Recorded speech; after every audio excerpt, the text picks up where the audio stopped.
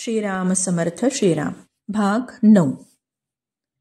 कोणतंही काम करणं, अगदी फार मोठं किंवा अगदी लहानसंही काम, अगदी झाडून काढण्याचंच काम असे ना का, पण ते जर नीट नेटकं, व्यवस्थित आणि इमानदारीने केलं तर ते कामच पूजा होऊन जाते. काम करणं म्हणजे केवळ पैसे कमावणं, भरघोस पैसे कमावणं, स्वतःचा स्टेटस सिम्बॉल तयार करणं, हा विचार घातक आहे. कर्म हेच ध्यानाचं खरंच स्वरूप आहे.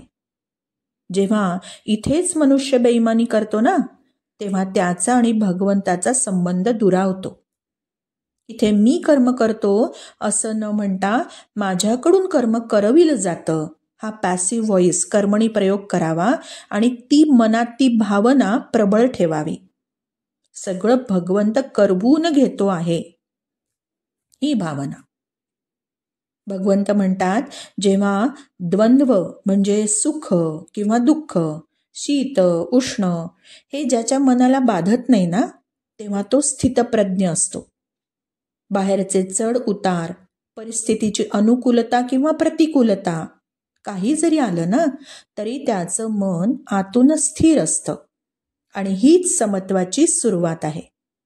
हाच खरा जीवनाचा पाया, बेस होण्याची पहिली वीट आहे. आपल्याला एक दृढ गैरसमज झालाय.